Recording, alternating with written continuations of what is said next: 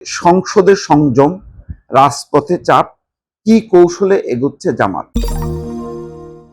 জামাতে ইসলাম নিয়ে নানা আলোচনা, সরকার নিয়ে নানা আলোচনা, 4 মাসে কার অবস্থা কোথায় তা নিয়ে বিভিন্ন জায়গায় চুলচেরা বিশ্লেষণ হচ্ছে। জামাত এগুলো আর বিএনপি কি পিছিয়ে গেল, নাকি বিএনপি এগিয়ে গেল আর জামাত পিছিয়ে গেল? এটার চূড়ান্ত মূল্যায়ন এখনো হবে না, তবে আলোচনা কিন্তু শুরু হয়ে গেছে। যেমন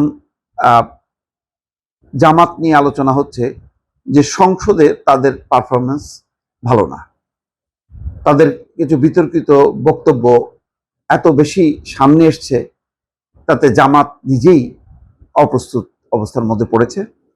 সেই সুযোগ বিএনপি নিয়েছে।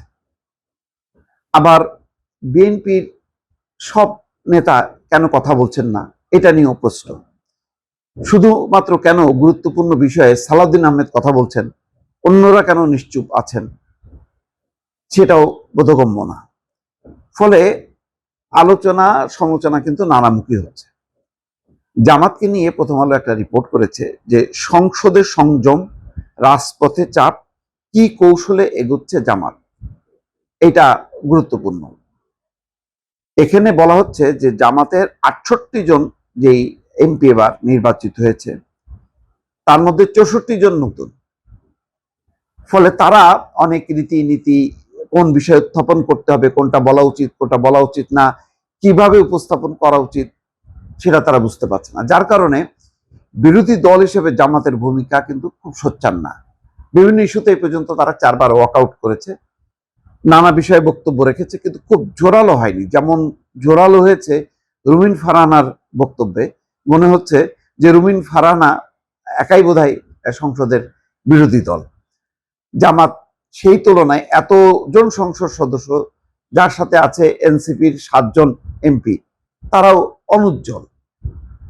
বরং যেই কথাটি বলেছি যে জামাত এনসিপির কোন কোন নেতার বক্তব্য এখনো পর্যন্ত গণমাধ্যমে আলোচনা সমালোচনা হচ্ছে।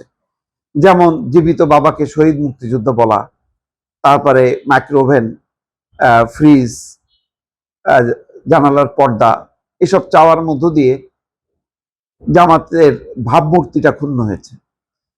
আবার হাসনাত আব্দুল্লাহ গাড়ি চেয়ে একটা বেকায়দায় ফেলেছে পুরো বিরোধী দলকে, কারণ সেখানে সমর্থন দিয়েছে জামাতের আমির ডাক্তার শফিকুর রহমান। সব মিলিয়ে উজ্জ্বল্য দেখা যাচ্ছে না।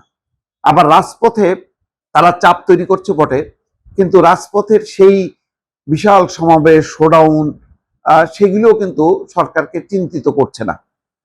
ফলে বিরোধী দল হিসেবে জামাত সংসদে এবং সংসদের বাইরে অনুজ্জ্বল। এখন বিষয়টা হলো যে এটা কি, এর ফলে কি জামাত পিছিয়ে গেল?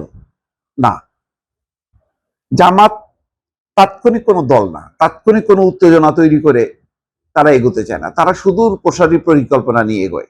যেমন এখন তাদের টার্গেট কিন্তু এই লোকাল গভর্নমেন্ট নির্বাচন।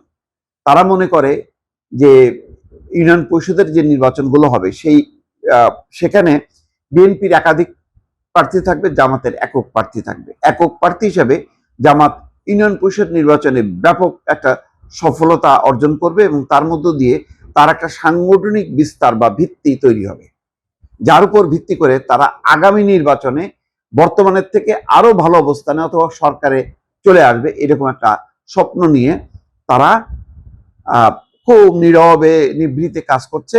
কিন্তু উপরে উপরে তারা তাদের একটা সাধ্যমতো অবস্থান বজায় রেখেছে, সরকারকে সংসদে ভেতরে এবং বাইরে চাপে রেখেছে। কিন্তু সংগঠন গোছানোর কাজটা জামাত খুব দ্রুত গতিতে করছে এবং তার এখন এই মুহূর্তের লক্ষ্য হচ্ছে আগামী ইউনিয়ন পরিষদ নির্বাচনের অধিকাংশ ইউনিয়ন পরিষদে তার অবস্থান নিশ্চিত করা।